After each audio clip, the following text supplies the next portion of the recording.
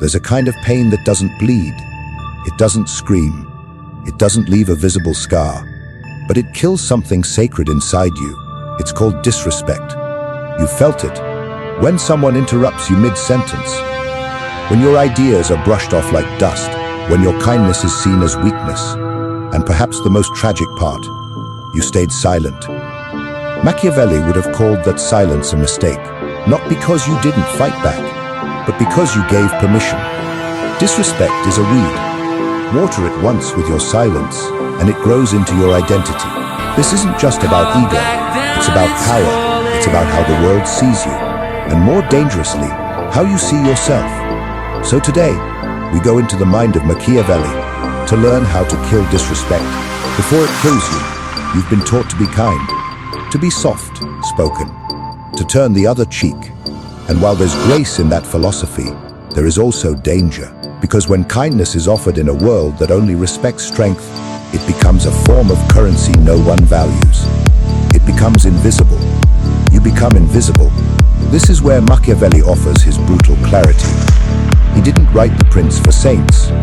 He wrote it for survivors, for those standing at the edge of betrayal, powerless but hungry for understanding. He observed a world where good men were devoured, not because they lacked virtue, but because they lacked strategy. He wrote, "It is much safer to be feared than loved, if you must choose." But this doesn't mean to become cruel. It means to become undeniable. Fear, in Machiavelli's world, was never about violence. It was about boundaries. It was about commanding a presence so firm, so clear, that people think twice before crossing you. Now let's bring this to the modern world. You don't rule a kingdom, but you do rule your time, your space, your energy. And just like a ruler, if you don't guard your gates, they will be trapped. Think of respect like a mirror. It reflects only what you show it. If you stand tall, it reflects dignity. If you bow too quickly, it reflects something lesser, and people respond accordingly. Disrespect often comes disguised as casual, a joke at your expense, a compliment laced with condescension, a decision made without consulting you, and we brush it off. We laugh along, we stay silent, because we fear the confrontation, or worse, we doubt we're worthy of more. But every time you accept less, you train others to offer less. Not because they're evil, but because human nature is opportunistic. We test boundaries, often without knowing. And when we find no resistance, we push further. Machiavelli's lion and fox are not just metaphors for rulers. They are roles we must all embody in daily life. The fox sees the intentions beneath the words. It recognizes the trap of false praise, the bait of flattery, the mask of civility hiding subtle domination. The lion responds not with noise, but with presence. It doesn't roar at every threat. It stands, and that alone is enough. In practical terms, this means mastering the art of non-reaction. Not every insult requires a war, but every insult requires awareness. You may not call it out, but you adjust. You limit access. You stop sharing pieces of yourself with those who treat them carelessly. You don't beg for respect. You remove yourself until it becomes the only option. Power, in its purest form, is quiet. It is the calm that unnerves, the stillness that commands attention. When you know who you are, when you refuse to be disrespected, your silence becomes a language. Machiavelli understood the psychology of power deeply. He knew that people respond not to your inner world, but to the signal you send. Confidence, value, strength. These are not things you speak. They are things you embody. And in today's world, where so many are desperate to be liked, where validation is chased like currency, true self-respect has become rare. But rare things are valuable, and valuable things are treated differently.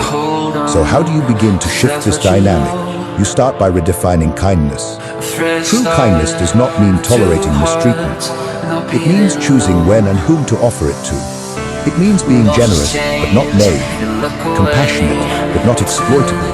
Machiavelli would tell you, your value rises the moment you stop trying to prove it, the moment you stop explaining your worth. Stop over-apologizing. Stop shrinking to keep others comfortable. Because when you are grounded in your own dignity, you no longer need to chase external confirmation. People begin to feel your energy differently. They speak more carefully. They listen more closely. Because you are not seeking approval. You are commanding recognition. Disrespect dies in the face of unwavering self-respect. That's art, not to retaliate with equal harm, but to outgrow the space where disrespect lives, to rise beyond it, to let your presence become a standard, one that others must meet or lose access to. This is not arrogance. This is alignment. Alignment with the truth that your time is sacred. Your voice is valuable. Your heart is not a public park for careless feet. So stop explaining the impact of their words. Stop offering second chances to those who never earned the first. Stop confusing your silence with strength when it's actually fear in disguise. Instead, remember what Machiavelli understood so well: the world is not fair, but it is predictable. And those who understand human behavior, who learn the subtle laws of power, can move through life with precision and peace. That doesn't mean playing games. It means playing wisely, knowing when to speak, when to step back, when to cut ties not with anger, but with grace. Because the ultimate act of power is not retaliation, it is removal. And as you begin to live this way, you'll notice something extraordinary. The world will shift around you. People will rise to meet the standard you now embody, or they will fall away. Either way, you win. This is how you kill disrespect. By mastering the dance of the lion and the fox. By becoming the kind of person whose silence feels louder than another's shouting. By remembering that the first person who must never disrespect you is you. And now, we step into the deeper mirror, into the space where these ideas leave the page and step into your real, lived experience. Where we ask you, how does this philosophy breathe in your daily life? What does it look like when applied to your heart, your home, your voice? Let us reflect. Let us go deeper still. You've heard the lesson. The lion, the fox. The quiet strength that demands respect without ever asking for it. We've understood how tolerance of disrespect, however small or polite, becomes an invitation for more. But understanding it intellectually is not enough. The real transformation begins when this idea crawls off the page and walks into your life, into your relationships, into the rooms you sit in, into the mirror you stand before. Because it is in real life, not in theory, where the test is hardest. How do you kill disrespect when it comes from the people closest to you? What do you do when it comes from the one you love? From the family you cannot escape, from the friend you've known for years. It's easy to walk away from strangers. Harder when the wound wears a familiar face, because part of you still wants to be seen, to be chosen, to be understood. And that's the trap, that hope, that one day they'll change, or that your patience will teach them your value, is the lie that keeps you in the cycle. Machiavelli understood that sentimentality, when placed above sovereignty, destroys rulers. And it destroys people too. The brutal truth is this: disrespect doesn't always come in screams. Sometimes it comes in forgetfulness, in lack of acknowledgement, in being the last to be considered, the first to be blamed. And you may tell yourself, it's not intentional. But intention is not the measure. Impact is. If someone repeatedly steps on your boundaries, knowingly or unknowingly,